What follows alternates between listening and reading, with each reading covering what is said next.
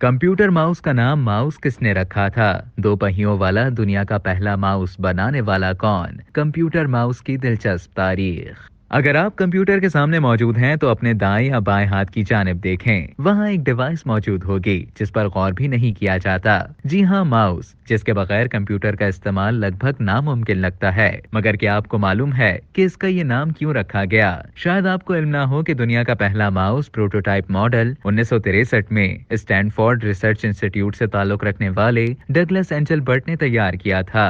इस prototype mouse को देखकर ये कहना मुमकिन नहीं कि ये कंप्यूटर माउस है, क्योंकि वो लकड़ी से तैयार किया गया था। इस माउस में दो पहिए इस्तेमाल किए गए थे जो 2D मूवमेंट को ट्रैक करते थे। 1967 में इसकी पेटेंट दरखास्त जमा कराई गई, जिस पर 1970 में पेटेंट रजिस्टर हुआ।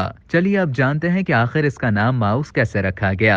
वैसे तो पहले ये जान लें कि डगलस एंजलबर्ट को अपनी इजाद से कुछ भी कमाने का मौका नहीं मिला, क्योंकि जब कमर्शियल बुनियादों पर इसकी तैयारी शुरू हुई तो उनका पेटेंट एक्सपायर हो चुका था। दर हकीकत दुनिया में किसी कंप्यूटर के साथ इस्तेमाल होने वाला पहला माउस 1981 में सामने आया था। ये माउस जेरोक्स के स्टार वर्क स्टेशन नामी कंप्यूटर का हिस्सा था। तो अब जहाँ तक नाम की बात है तो हकीकत ये है कि ये मालूम नहीं कि कैसे इसे माउस का नाम दिया गया। जब इस बारे में डगलस एंजलबर्ट से पूछा गया तो उन्होंने बताया कि किसी को भी याद नहीं कि किसने इस डिवाइस का नाम माउस रखा। बस इसकी चूहे से मुशाबहत की वजह से हमने ऐसा कहना शुरू किया। इस प्रोटोटाइप मॉडल में तार किसी दुम की तरह सारिफ की कलाई के नीचे से गुजरती थी। अगर इस जमाने के इब्तिदाई प्रोटोटाइप मॉडल्स देखे जाएं तो डिवाइस के पिछले हिस्से में एक तार मुंसलिक होती थी जो दुम की तरह नजर आती थी। इस तरह डिवाइस को माउस कहा जाने लगा और अब ये इसका मुस्तकिल नाम है। दिलचस्प बात यह है कि डगलस एंजलबर्ट के पेटेंट में इसे XY position indicator for a display system कहा गया था।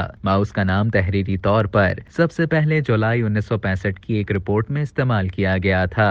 अब तक के लिए इतना ही। मजीद इसी तरह की मालूमात हासिल करने के लिए डेली जंग के YouTube चैनल को सब्सक्राइब करें और Facebook के पेज को लाइक करना ना भूलें।